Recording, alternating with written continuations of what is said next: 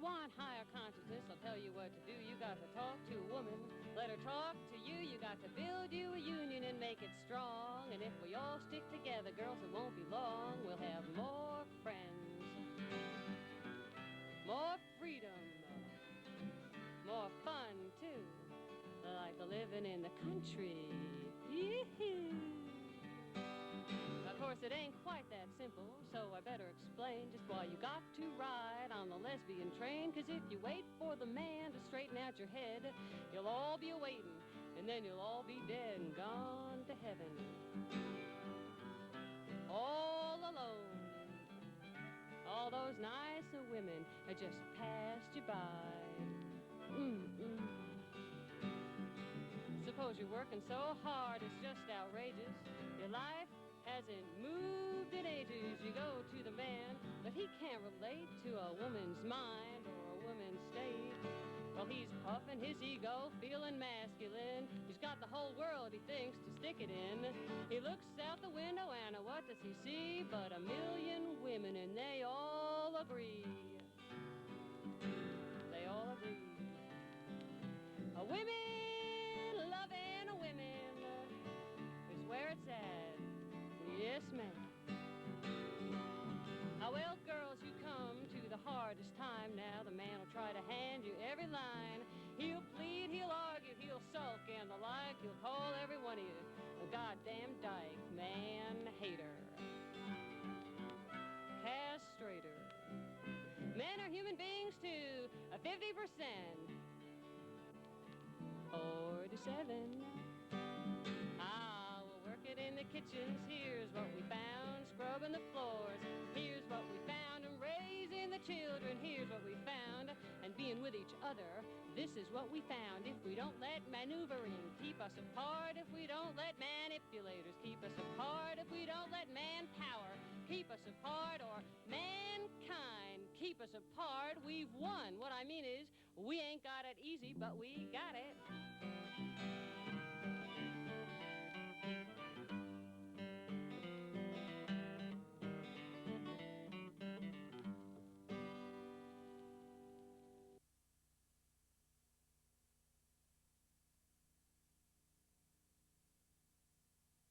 So we decided that we were going to have our own organization, and I think I kind of have to laugh that we still use the words gay women, because we still weren't lesbian identified then, even though I'm sure these other women probably were. So we call ourselves Gay Women's Liberation. We got a picture, and then we got a quote by Sappho. I wish I could remember the quote. But in essence, it said, if you don't like what we do, fuck you. But it was very apparent during this conference how male-dominated Gay Liberation Front was. And here we were talking to these women that had their own organizations. And they had talked about how they tried to work with the men, and the men, it wasn't that the men were hostile to them and their issues, but that just wasn't their frame of reference, their points of interest. We met in the University Y. Gay Liberation met in the biggest room. We met in a room that was kind of catty corner to it. So anyway, we had our first meeting. We distributed the leaflets at the bar.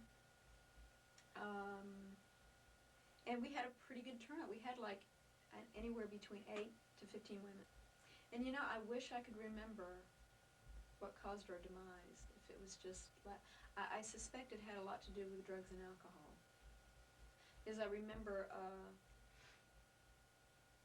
there were a few times when some of the people that were supposed to be there to be the moderators were too drunk or stoned and didn't make it on time.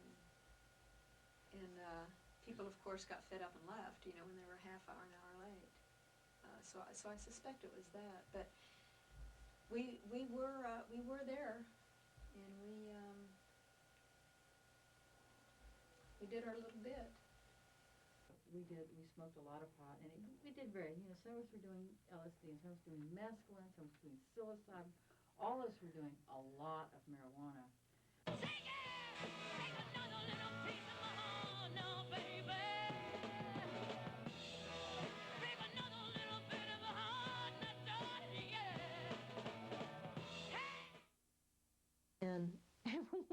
lot of us were newly out and scared to death of that, so we had to get real drunk to do anything. This was us. By the time we go back to the theater to get everybody, no one had seen the movie. We found one person wandering around in the parking lot. One guy had gone to the bathroom and couldn't find the door to get out.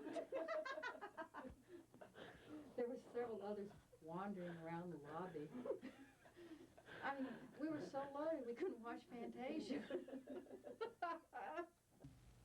The anti-war protesting was at its height. And it was at that point that Frank Irwin of the, infamous Irwin Center was, he wasn't chancellor, what he was, head of the board or whatever, the regents, yeah. He built that wall.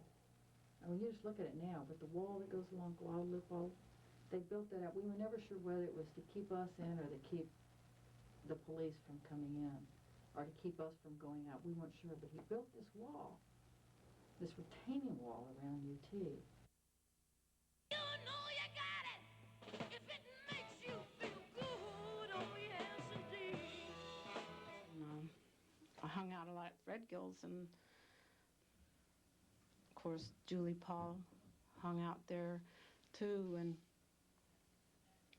and she's the one that discovered Janice and went and picked her up on the drag and took her to Threadgill's the first time, and then they were best buddies forever after that. And so the three of us, would hang out and go up and down the drag and go party and just, I don't know, do whatever.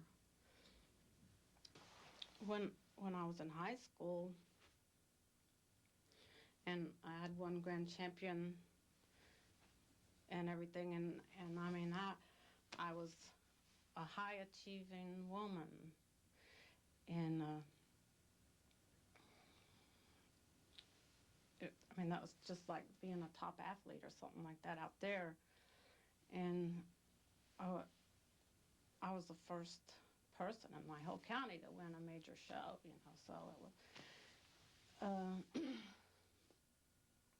but this got to be too much, I guess, or something. Anyway, I was confined when I was 14 or 15 in a nursing home and given shock treatments by a psychiatrist who was later kicked out of the profession because of his sadism to girls. And right now I'm working on a bill 570, House Bill 570, to ban shock treatment in Texas because it's used as an instrument of oppression. And there was just some kind of spirit that kept me going through all of this. And I've come to know it as my lesbian feminist spirit. I mean, I had a calling, and no matter what they did to me, I just drew from that and just could keep going. Kicked out of UT and sent to John Seeley Hospital in Galveston because I was a lesbian. And I was told to never set foot on the University of Texas campus again. So I came back as a barber. Can you hear her? Emma, out of yourself, you're not alone today.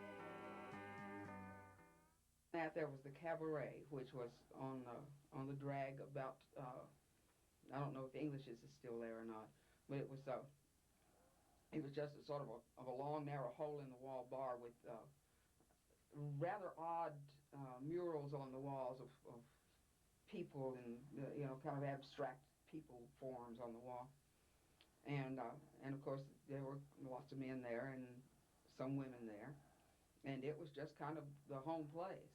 And there were times that I went to the bar every night for weeks. And I walked in the door, and the bartender would say, "Hi, Ann Schlitz," and say yes. And, and of course you met there, and there were people from UT that were not out, and you would see them there, and they would see you, and you would kind of draw away from each other, and then you know, I'm just here by accident. How about you? What is this place? I think of women that I knew from the bar, and maybe we only went home once, you know. I love those women. You know, I would go to the Pearl Street Warehouse and just enjoy the society of women, just who loved each other. Oh, I suspect we went to, what is the one called, Pearl Street? Go to Pearl Street. Pearl Street. Pearl Street Warehouse, which of course inevitably was called the Pearl Street Whorehouse. Julie Paul and I decided to open a bar,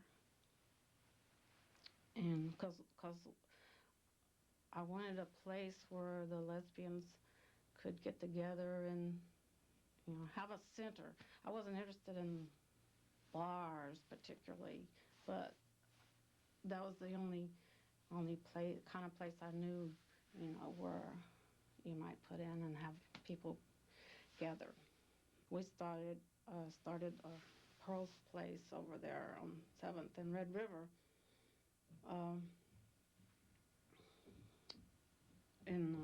I guess it was the spring of '73.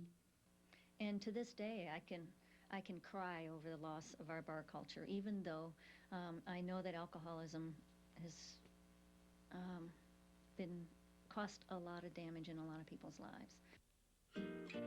Bread and water like some poor man's daughter, no, never for me.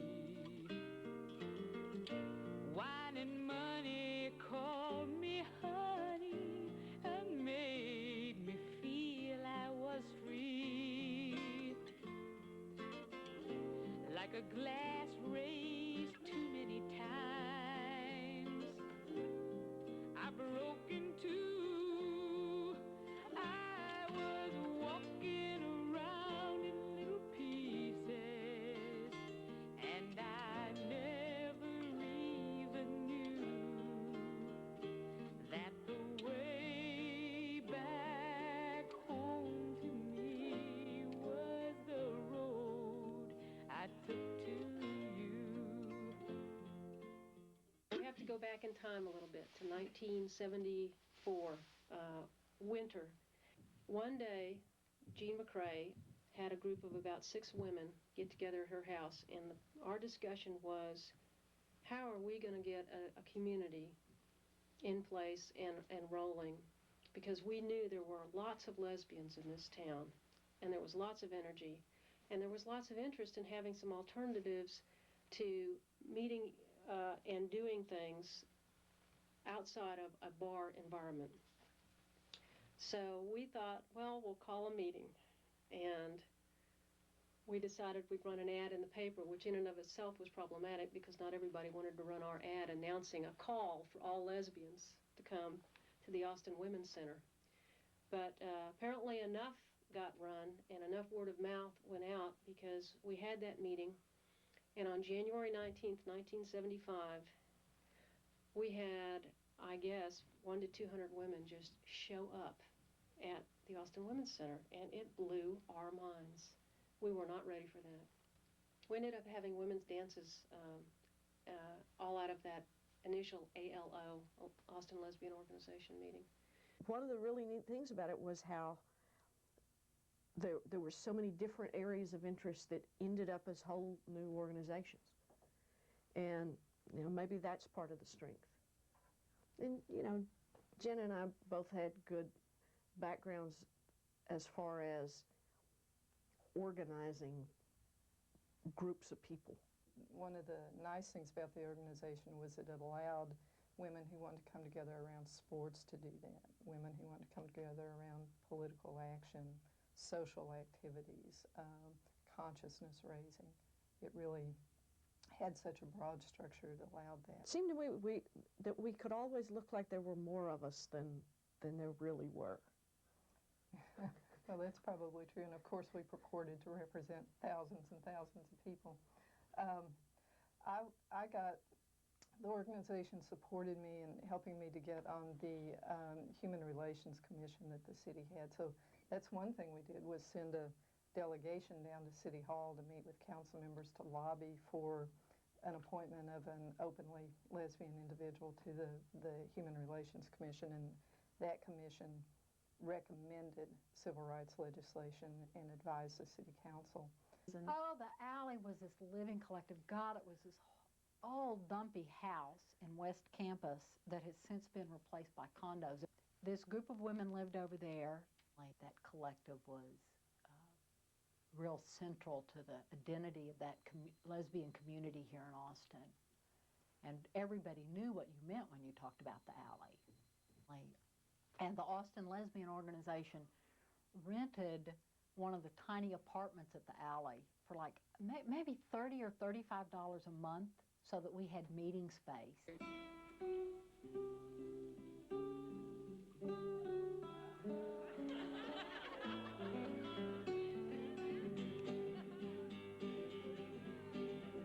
She was a big, tough woman, the first to come along, that showed me being female meant you still could be strong.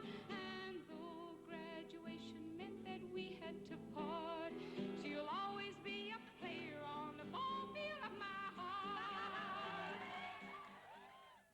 I was on the Furies and the Amazons. Yeah.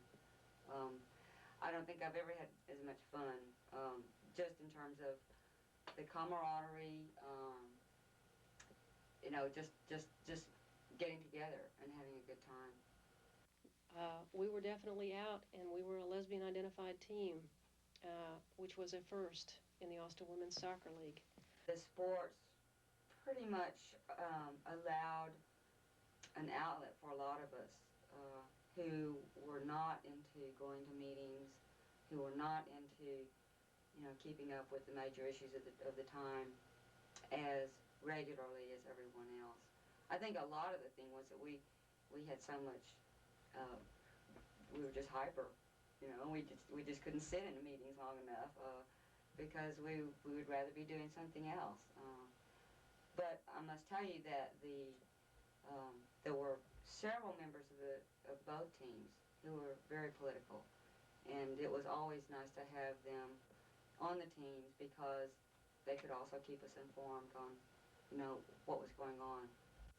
We were all out, and we were, I think, just trying to exercise how much, I guess, how much lesbianism we could show. In both sports, we had great followings. You know, if a lesbian team was playing, we'd go watch, no matter what. There were a group of lesbians playing cards, you know, at the bar. We'd go watch, or if they were having a pool tournament.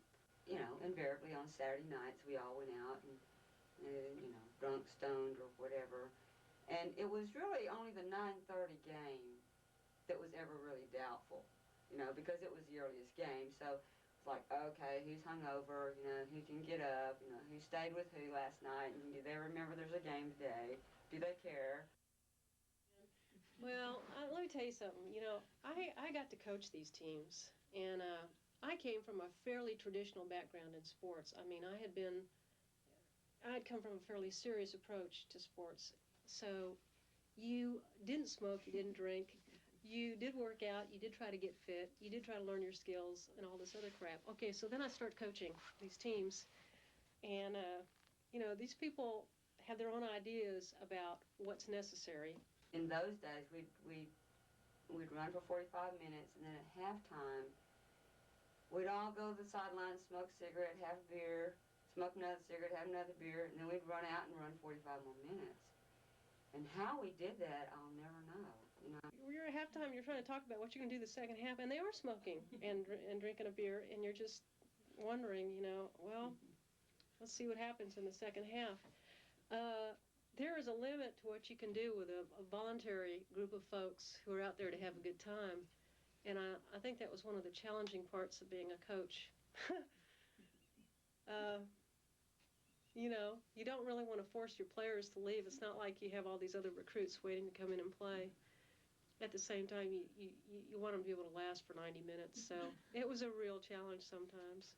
We were so determined, I think not only as athletes, but as lesbians, you know, to be as tough as we could. We had a hard time finding what we thought was the caliber team to play us, you know. Here come the lesbians, here come the leaving lesbians. We actually ended up with a pretty good team. I played softball with the ALO softball team. I thought that Dykes had to. So, you know, when I came out, I had to play sports. So I got on the softball team, the Amazons. And I still have an Amazons t-shirt. She taught me how to throw like, you know, not like a girl. And everybody was real nice to me and taught me a lot about softball. And they voted me the most improved player. Groups that came out of the Austin Lesbian Organization, like the Lavender Furies, you know, soccer team. Oh, soccer team, yeah. And the Amazons. Mm-hmm. Was it softball? That was a softball, and my younger daughter, who was 11, and I were on it. She was the youngest member. I was the oldest member. Wow. We were both in the same softball team. I still have my T-shirt.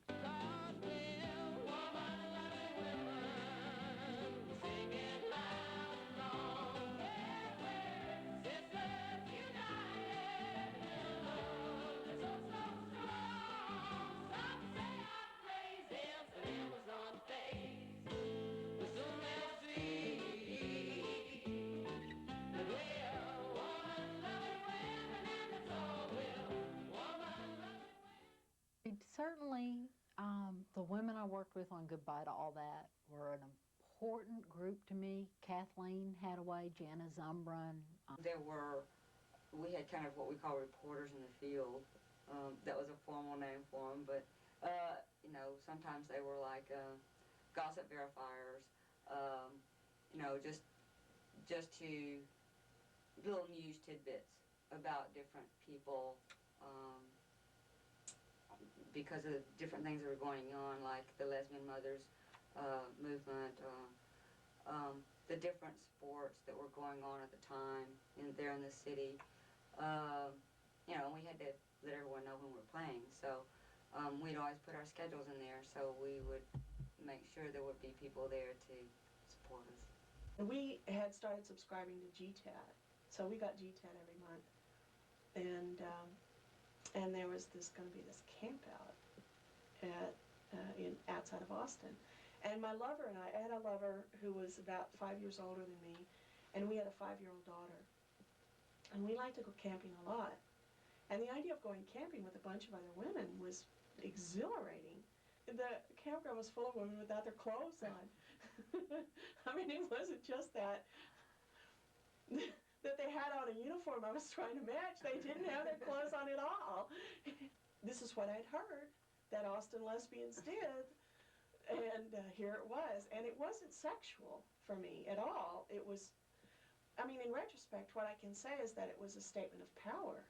For a woman to take her shirt off or take off all of her clothes was an assumption of power on her part that was, it was revolutionary. Mm-hmm. I went down to the lake shore because there were women swimming, and there were women, I couldn't get over this, there were women canoeing without their shirts off, actually going from one part of the lake to the other without clothes. Mm-hmm. You know, faced with these assholes coming down who are drunk and trying to figure out what to do, and so here we are, all of us meeting and discussing this, and we all decide that we're not going to let this truck come down, and we all stood in front of the truck. I remember there was this big Mexican woman, I cannot remember who she was, but she was big, and she walked up to the truck, and she grabbed one of the guys through the window and had him by the collar. Well, because she was Mexican, I had a strong loyalty to her, so I walked up to her and I said, you know, let him go. Let him go. They're going to call the cops on you. Let him go. And she says in this very strong accent, he said something about my mother, you know. And so it's the last thing you do with a Mexican, you know. You don't talk about their mothers, you know. So it's okay. He doesn't even know your mother. Let her go. You know, let him go. So she lets him go. You know, they pull out and then they come back walking. And I was again elected to be one of the spokespeople. And so myself and some other folks, Mallory, I think her jaw froze on her. And so I'm sitting there talking to these guys, trying to talk them down, explain to them that there's nobody down there that they need to see. And Annette comes up next to me and said something to them about, you know, is this the way you treat your mother or something? One of the guys escalates, kicks her. And she's standing right next to me when this happens. And she pulls away for a while and then comes back and says it again, or says something similar. The same guy kicks her again. This time she took a hold of my arm and was leaning on me. And I felt this incredible weight and didn't want to turn my back because I didn't know what these guys were going to do. So I asked some of the other women to group in front of me, and I turned around and flagged a nurse back in the back to come and help her. They took her into the hospital at that point. The guys walked off. They threw rocks. We all went for it. Nobody got hurt, thank God. Later on, the police came in. You've probably heard this story. They tried to take us all in a paddy wagon at 12 midnight. All of us were asleep at this point. We had lawyers out there. We had people that were arguing with these guys, and they were just escalating, okay? She went out there and talked country to them, and they calmed down, got in their cars, and drove off. Oh, we've been waiting all our lives for our sisters to be our lovers. Hey, look around you now, ain't you glad we finally found each other and we can sing it loud. Gay and know that I am gay and proud. Out of the original collective members, Susan and I were not really original members. This is a collective of women that had worked together for, gosh, quite a while, maybe almost a year by the time they got really started and so on. So they let me come to the meetings, and, you know, I remember going, and Les Amis was probably the meeting place that we all met at. I remember sitting at one of those big round tables out there outside, you know, doing bookstore business. I wanted to change the world. And I really believed that politics was the way to do that. All of a sudden, there were the beginnings of a lesbian and gay movement was, oh, now I can march for me, because I'd marched for the environment and for Mexican Americans and Black Americans and women, and it was like, oh, now this is me. When I saw such an active and vibrant and alive and out in the streets women's community, it was easy to be brave. What do I remember about early Rita? Well, she was always looking at things creatively, you know, just ways to do something different. Like I say, I can't even tell you some of the things I know about Rita, but for instance, like one time I saw this puzzle that she was working on that was just a crossword puzzle of female and male genitalia. You know, I didn't know that it could be called so many names. So you just never knew what Rita was going to come up with. Rita and I don't know how we sort of crossed each other's paths one day on the subject of, I know I had been thinking about creating a calendar because I thought that we should put ourselves into time in a more succinct way. Rita just glommed right on and said, yeah, I want to do that. So the two of us decided to put out a calendar. She did all the research for, you know, the little one-liners that went into each little square that said on this day, you know, and it was really fascinating subject matter, stuff you never heard of, you know. And we solicited photographs from all over the country, and we got a lot from California and so on. So we created this calendar, 1976.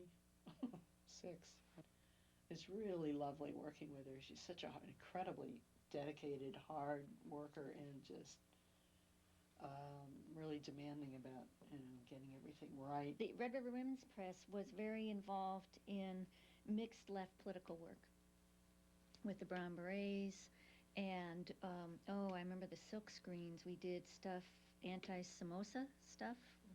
We did Puerto Rican independence stuff. And Anita Bryant came to town here, and So we did anti-Anita silk screens that were, I think we compared her to Hitler, or at least put the swastika on there to make our point. Little heavy-handed. It's like horrifying to think of now. But I had that one too. She had this ability to project anger, for instance. And I could see her, she'd walk into a room and everybody just up against the wall like this. And even one time, she was living with me in that little room over the drag, this one little tiny room, not much bigger than this studio here. Little container for a lot of energy. It was a little container for a lot of energy, that's the truth. But anyhow, we were walking along the drag going to our house one day, and this man was, he was going to panhandle us or something, and he started to say something where Sheila was, wearing her usual revealing kind of things. And he reached up to say something to her, and she turned around and shot him a little look out of the corner of her eye, and he went, and I kind of stepped in. I didn't want there to be a fight, and he looked at me, he said, I thought she was going to hit me. She just had that. She did. She had this real curly hair. She was at least part Welsh, and she, sometimes I would see her go to the bar, and sometimes when she'd be playing pool, just all of a sudden she'd be on. And she would go like this, and everything would go in all the holes. It was the weirdest thing. She just had really strong energy. To women's love that makes the world go round, makes the sun come up, makes the sun go down, puts a thrill in a woman's heart. So I was one of the people who started Women's Space, which was a peer counseling center for women. We had Friday night coffee houses. It was just such an exciting time because we felt like we were on the cutting edge. We had lots of calls. We had lots of women coming in. We had thoughts about everything that came up. We had an opinion about everything. A strong opinion, sometimes two. And that's when we talked about, we'd read things, we'd disagree with them, and we'd be disgusted with them, and we'd talk about, well, to put out our own, and that's when we put out Two Dykes and Others. Because we just wanted our opinions out there, by golly, and not filtered through anybody else. And so we put out, how many issues of Two Dykes did we do? Not just a couple, I think. We did 2 issues of it. Yeah, just a couple. So we always had a lot to say, and that would probably be true today, too. I mean, Yeah, we used to joke about, what do lesbians do? Talk. That's what we did. We talked from the time we got up in the morning until the time we went to bed at night, and then some. And I look to you for courage in my life, and I promise it's not just foolish idolatry that makes me gaze at you in wonder. Women's movement was really begun by lesbians. And then lesbians began to get it that they needed to sing for themselves, I think. And that they had a lot to sing about.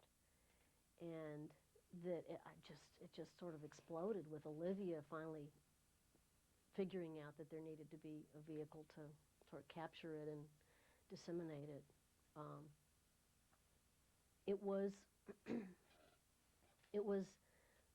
the women's message for women, rather than just for everybody, sort of distilled so that men could get it. It was for us because we got it, and we needed to. I mean, it's the same reason that there was music around the civil rights movement. It's how you get it, how you come together. I really like Jubilees. And I guess especially because I was very political then. I liked a lot of their political songs. And then, they would slow and Marcy would do a love song, and it was, In the early 70s, I would spend as much time as I could at the Broken Spoke listening to Frida and the Fire Dogs. Damn, what a band. What a band. It was just amazing. Marcia Ball was Frida and the Fire Dogs. And I could not get enough of it. We were sitting there saying, so frustrating not having any lesbian music. And then Kat said, well, I said, wouldn't it be wonderful if we had Alex Dobkin here? And she said, well, we can do that. So we formed this group. We called ourselves Dyke Dimensions, and with the Y, we spelled everything with a Y. And we wanted this to be a lesbian-only concert for lesbians, by lesbians. You know, we were really wanting, we were pretty separatist. And on the ticket, like I was showing you the ticket, we had printed, admit one lesbian. In case some straight woman should come to the concert, you know, we wanted to say, you got to be a dyke for the evening. I mean, this is our show.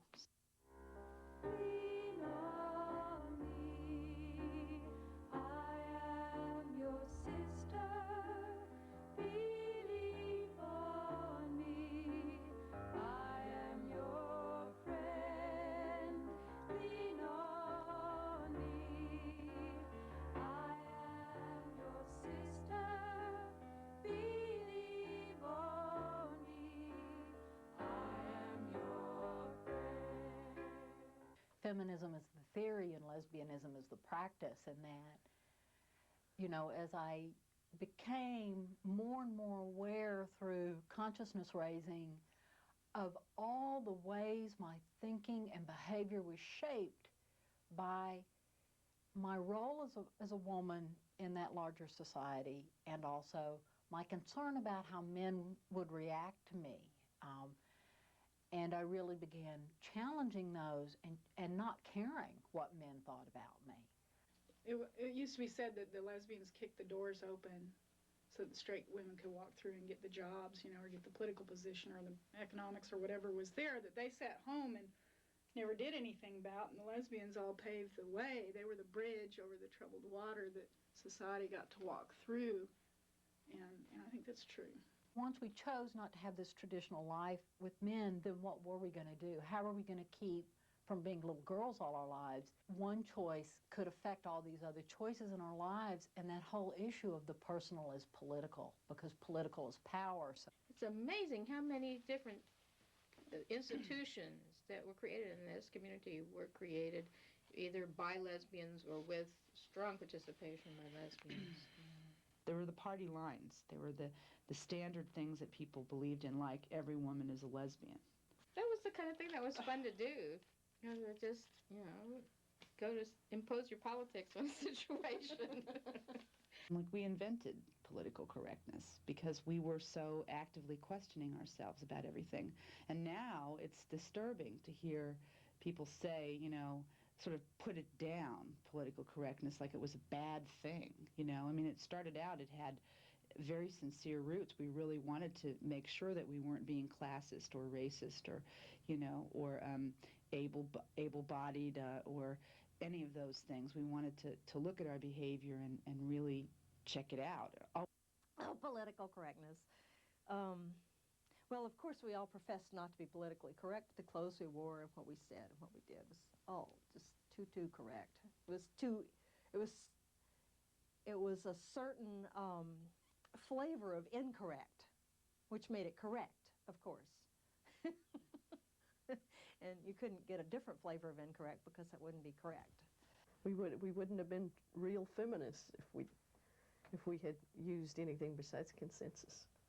And what an effect that's had on me. I can hardly say the word consensus without having a tick these days. I was in a work group at work the other day where about a 25-member committee where they talked about, do you want to make decisions by consensus? And I started having my, in a group of 25. Oh no, I'm having flashbacks. That was a big deal, boy. And you know, like everything else in that decade, you had to sit down and process about whether or not and why it was necessary to run 8 minutes a week, you know, and we had a lot of political discussions about what that meant. And it had to be non-hierarchical. We had to all agree. You know, nobody could just sit there and say, you got to do it. I mean, it was hilarious. It was hilarious. But they did. They did agree. Rita Mae Brown said, a dogmatic Lutheran will become a dogmatic lesbian. It says in Coronet magazine, June 1956, page 10, that married women are not as happy as women who have no men. Married women are cranky, frustrated, and disgusted, while single women are bright and gay, creative and well-adjusted. We don't need the men. We don't need the men. We don't need Well, it meant that I found the answer to all of the questions that I was asking at the time, and it was like very black and white. Oh, the problem is men, period, simple. You didn't even need to say any more than that. That was just it. So I thought that I had really found the answer in all caps. As a feminist, who then came to lesbianism through feminism, and then from there, again, the more I questioned, I moved into separatism. But I think the value of separatism in the long run was that it really allowed me to rethink all my relationships with men and to really spend time by not relating to them at all. And then, of course, since it was inevitable that I was going to have to relate to them, to be able to come in and do it from a new basis. And I just couldn't think of any way in the world that was going to happen, that it was just going to be a female-only world. And it's not that I abandoned it, you know, I mean, or I ridiculed the idea. It was more of a difficulty of understanding it, and since I never got a complete explanation of how they were going to go about doing that, I felt like, okay, it's time to go toss a ball again, you know. Feminists we were real concerned with process issues, how we made decisions, how power was shared. Certainly we did a lot of experimenting with that within women-only organizations. And then when we went back into organizations that included men, we were able to bring that with us, and being a lot more confident of how it worked and our own abilities, we were able to develop leadership. And I think the other really positive thing that Separatists did was that it made the less radical women much safer. It made them much less threatening. Discussions about separatism were very exciting and interesting, and philosophically just fascinating, and I love to hear these discussions. A lot of it was just so incredibly unrealistic in the real world, like you're saying, but it was fascinating to listen to. But what I didn't realize for a long time was, for me, it was like an interesting philosophical discussion. And for other people, it hit a lot closer to home. I had a discussion years later with Chip, who is a woman who had a young son, and she told me the sense of ostracism that she felt, and she was unsure what the expectations were, some sort of expectation that she would do something with her son, give him back to his father, or get rid of him somehow, or that she shouldn't have the same feelings for him that a mother would for a daughter. And I mean, I can't even think about that conversation without feeling emotional. It just broke my heart, because I didn't realize that while I was simply hearing philosophical discussions, other people were being hurt and scarred. There's godlike and warlike and strong like only some show, and there are sad like and mad like and had like we know, but by my life be I spirit, and by... I don't remember racism being an issue. I remember more classism being talked about than racism, but of the isms, we were much more absorbed with sexism, separatism, even to a lesser extent, heterosexism. But I have very little memory of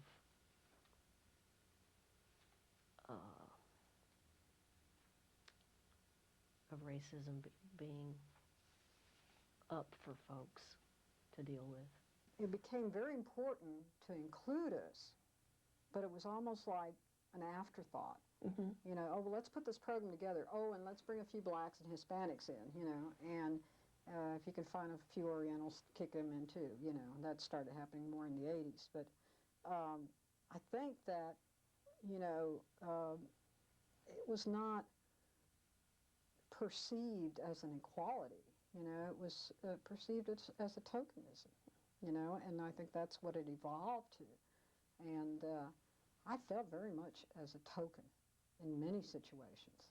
Like other white women at the time, we just didn't explore it. We said a lot of words about it, and we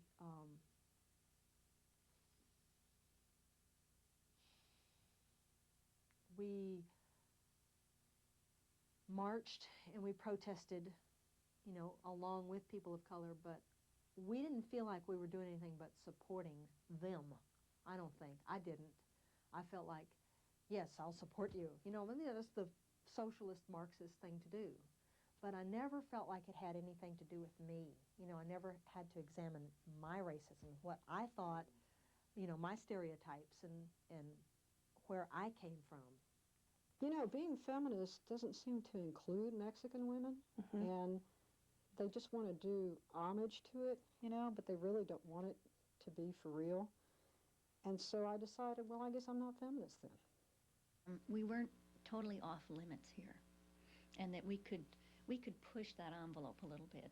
We could, you know, wear our political T-shirts and have our no hair haircuts and do that and not risk getting beat up when we rounded the corner. We wanted to be able to control our destinies, control our bodies, control who we made love with, control who we talked with.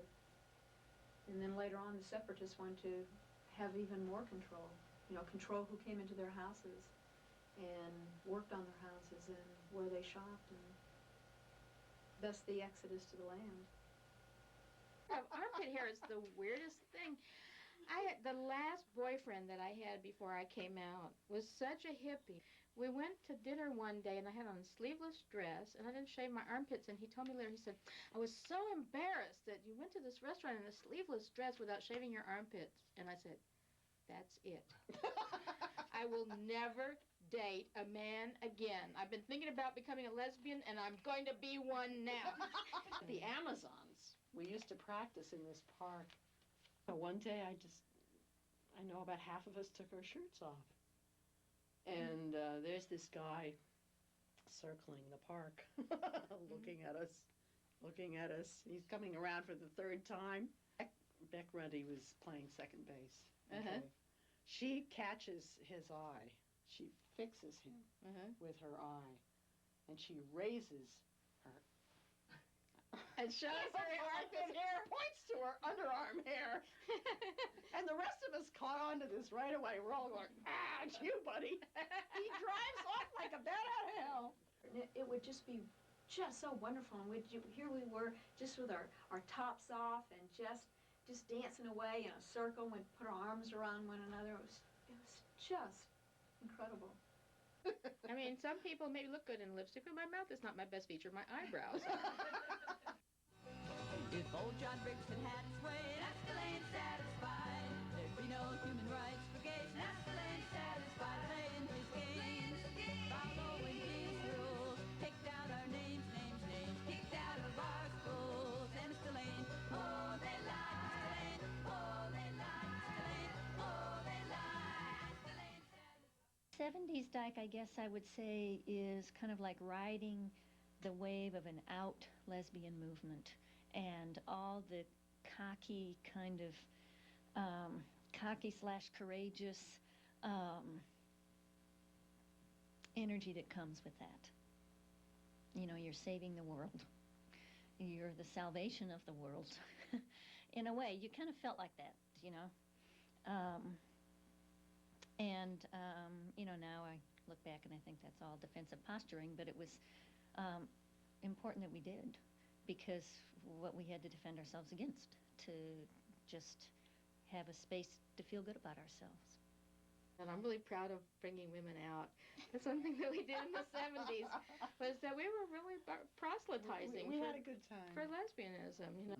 There was a lot of excitement and adventure in the air, and it was real. It just felt like the revolution was just around the corner. It meant that everybody would get it, what feminism was. That's what it meant. And that if we just sang enough of the right songs, the right people, because the thing about music that I felt was, Todd Samuelson wrote this wonderful song using Emma Goldman's phrase, I don't want to be part of your revolution, if you won't let me dance, basically. And I always knew that music was really powerful, and therefore you needed to be, responsible with it. But that because it's like an emotional catheter. It can reach in and touch you in places that are so personal you'd be arrested for it otherwise. My previous worry, which is I am very aware of, still a part of me today, is fear of rejection, because all I ever wanted in life was to be liked by each and every person on the earth. So that was my stopper on being out. And in ALO, I had a support group so that if I did find some rejection somewhere, I had basically a family that was still very supportive of me. So. And I don't know that any part of this will actually get into International Women's Day clip, but in general, I guess I would try to speak to just, women in general and ask them not to let fear dictate their decisions about how they struggle for whatever they feel feminism means. Because if you're going to let name-calling scare you into abandoning each other, you can be manipulated, and your cause can be manipulated and compromised, and at a terrible cost, because it divides not just you against whatever your perceived problem is, but it divides you from among yourselves. So I guess my message for posterity would be to try not to let fear be the basis for your actions. Open mine eyes that I may see glimpses of truth thou hast for me. Open mine eyes, illumine me, Spirit divine. Love of my life, I am crying, I am not dying, I am